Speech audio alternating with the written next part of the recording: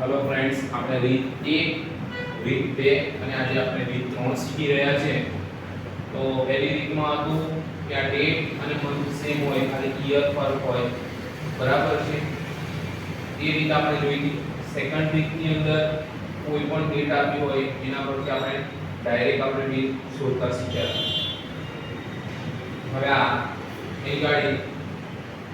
શું આપ્યું છે, તારીખ પણ અલગ છે, મંથ પણ અલગ છે અને યર પણ અલગ છે। તો આપણે કેવી રીતે શોધશું તે આપણે જોઈશું। એવું કીધું છે કે 30 ઓગસ્ટ 2003 ના રોજ શુક્રવાર હોય।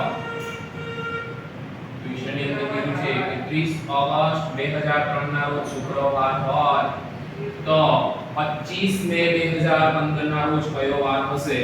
બરાબર છે। તો આપણે જોશું કે આપણે મે મહિનો આપ્યો છે તો આપણે મે થી સ્ટાર્ટ કરશું। મે, જૂન, જુલાઈ અને ઓગસ્ટ। હવે મે ની અંદર 25 તારીખ આપી છે આપણને, 25 મે એટલે 25 દિવસ તો જતા રહ્યા છે। હવે 31 ની અંદર કેટલા દિવસ હોય, 31 ન ખબર પડે તો ગણવાનું, આ ઉપર વાળો ભાગ આવે તેને 31 હોય, નીચે વાળો હોય તો જાન્યુઆરી 31, 28, 29 માં ફેબ્રુઆરી, માર્ચ 31, 30 એપ્રિલ અને મે ની અંદર 31 આવશે। 31 માંથી 25 માઈનસ કરશું તો આપણો આન્સર આવશે 6। હવે જૂન એ 30 આવશે, જુલાઈ 31 અને ઓગસ્ટ ની અંદર મંથમાં આપ્યા છે 30 દિવસ તો અહીં 30 લખવાના, બરાબર છે। બધાનું ટોટલ કરશું 3 0 1 અને 6 છે તો 7 3 6 9 97 ડિવાઇડ 7 કરશું તો શું આવશે તે આપણે જોવાનું। 7 1 7 વધશે 2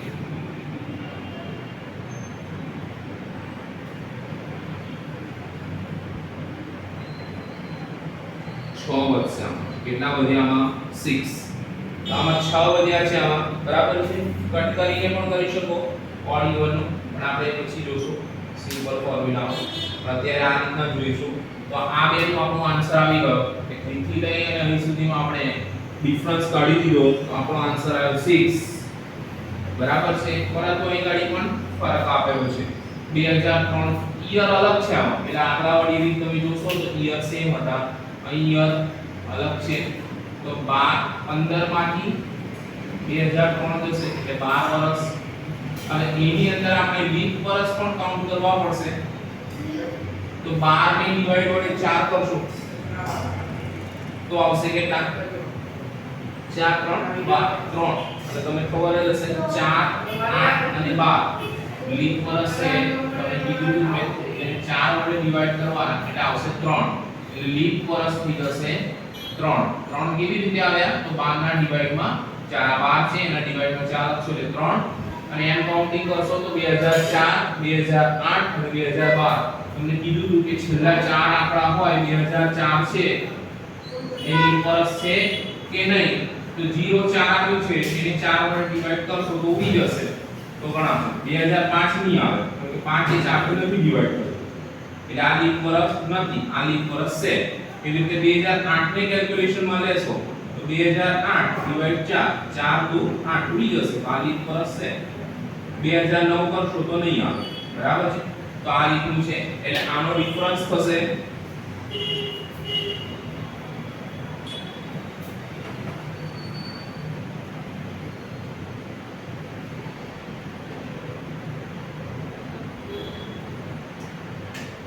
આનું ટોટલ થયું 15, 15 ને ડિવાઇડ 7 વડે કરશું તો આપણો આન્સર આવશે 15 7 7 2 14 એટલે થયું 1। શું થયું, 1 આવ્યો આપણો આન્સર। 1 ઓડ ડેટ થશે,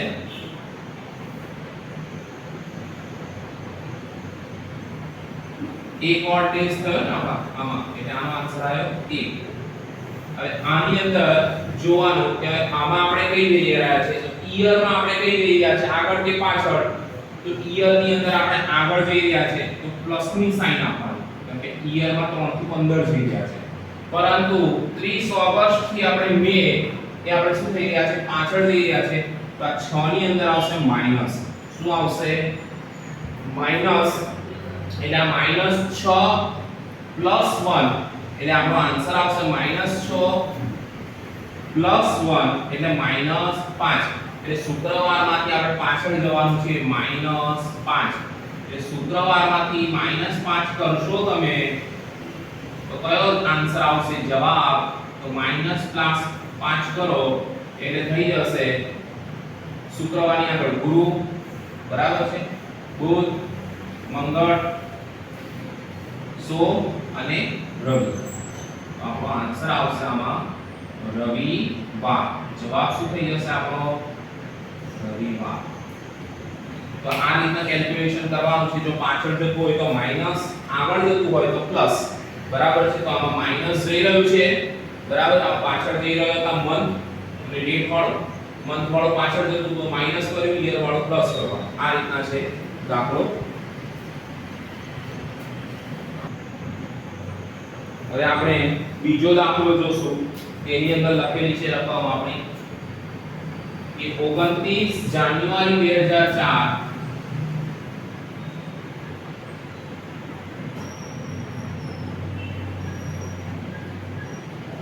2004 અને શુક્રવાર હોય તો 1 માર્ચ 2012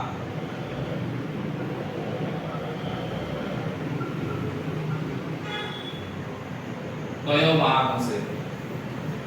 હવે જોવાનું કે અહીં ગાડી જાન્યુઆરી આપ્યો છે અને અહીં માર્ચ આપ્યો છે આગળ જઈ રહ્યા છે અહીં ગાડી યર 2004 આપ્યું છે આપણે જઈ રહ્યા છે 2012 એ પણ આગળ જઈ રહ્યા છે તો મંથ વાઇઝ આપણે કેલ્ક્યુલેશન કરીશું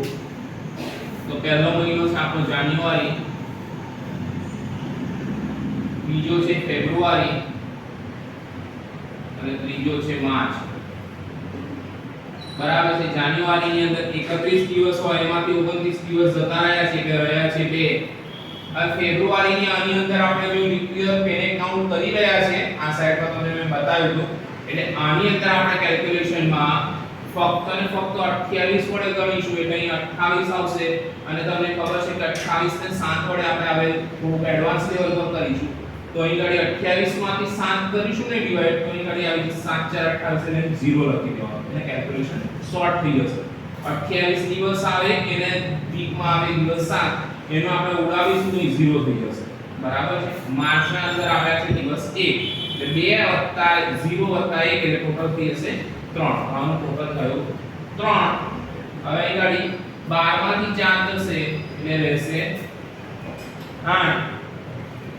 સિમ્પલ છે હવે એની અંદર લીપ યર કાઉન્ટ કરવાના હવે જોશો તો 4 પણ લીપ વર્ષ છે 8 પણ છે અને 12 પણ છે એટલે 3 વર્ષ થઈ જશે લીપ વર્ષ બરાબર તો કે માર્ચ આવી ગયો છે હવે ફેબ્રુઆરી ની આગળ હોય તો જોવાનું જો જાન્યુઆરી આપ્યું તો 2 રહે તો આની અંદર થઈ જશે 12 વર્ષ 12 ને પણ ડિવાઈડ 7 કરશો તો રહેશે કેટલા 7 1 7 એટલે રહેશે અંદર 5 બરાબર છે તો આની અંદર શું આવશે 5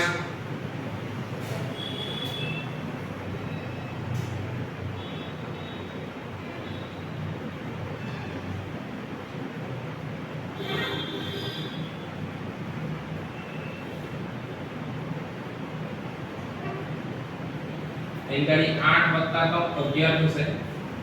એટલે 11 માંથી 7 1 7 કરશું 11 7 1 7 એટલે રહેશે 4 એટલે અહીં ગાડી થઈ જશે 4 4 વત્તા 3 7 આનું 4 છે આનો આવ્યો 3 અને આ 4 એટલે ટોટલ થઈ ગયો 7 આન્સર અને 7 એટલે 7 આગળ જવાનું છે કે બંનેમાં આગળ જઈ રહ્યા છે અહીં જાન્યુઆરી થી માર્ચ જઈ રહ્યા છે 4 થી 12 એટલે બંને આગળ એટલે પ્લસ શુક્રવારમાં 7 ઉમેરશું એટલે સીધી વસ્તુ છે કયો આન્સર આવશે પરિવાર પણ શુક્રવાર જ આવશે અને ગણતરી કરશો તો પણ શનિ રવિ સોમ મંગળ બુધ ગુરુ અને શુક્ર 7 12 પ્લસ કરશું એટલે આપણો આન્સર આવશે શુક્રવાર બરાબર છે તો આ રીતના આપણે કેલ્ક્યુલેશન કરવાનું છે બે દાખલા તમે બતાવ્યા છે બીજા આપણે પ્રેક્ટિસ કરશું આગળ આ સિમ્પલ ફોર્મ્યુલા છે 2 ડેટ આપી છે અલગ છે, જાન્યુઆરી મંથ પણ અલગ છે અને વર્ષ પણ અલગ છે. આપણે આની આગળ વાળામાં વર્ષ સેમ હતા, મંથ જ ફક્ત આવતા. આની અંદર બધું જ અલગ અલગ છે. તો એનું કેલ્ક્યુલેશનમાં વર્ષનું પણ કાઉન્ટિંગ કરવું પડશે. 8 વર્ષનો ડિફરન્સ છે અને 3 વર્ષ લીપ યર છે એટલે 11 થયા. હવે 11 છે એને 7 વડે કરશું તો રહેશે ડિફરન્સ 4 અને આનો ડિફરન્સ આવ્યો આપણો 3. 4 + 3 7 અને 7 ની કરશું આપણે 7 ડિવાઇડ 7 એટલે ડિફરન્સ શું થઈ જાય 0 અને 0 આવે એટલે જે દિવસ આપ્યો હોય ને એ જ આપણો આન્સર બની જાય. તો આ રીતના કરવાનું છે કેલ્ક્યુલેશન આપણે.